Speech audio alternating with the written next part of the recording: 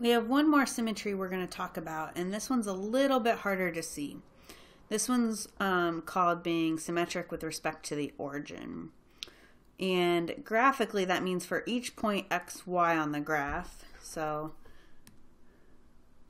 let's say you had this point right here, which, I don't know, is 2, 8.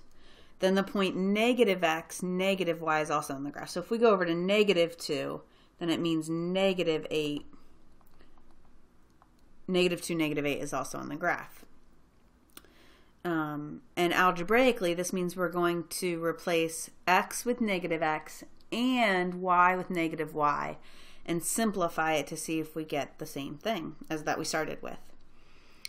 Now, like I said, this one's a little bit harder to see because we can't just like fold it along a line and see what's going on. So what's actually going on, you can think about it, if you rotated it 180 degrees, then it would match up. So that's one way to kind of picture in your head being symmetric with respect to the origin.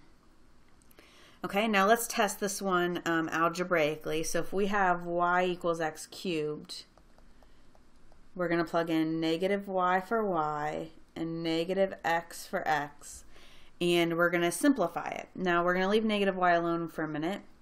Negative x cubed is going to be negative x times negative x times negative x. And if we multiply that, negative 1 times negative 1 times negative 1 gives us negative 1.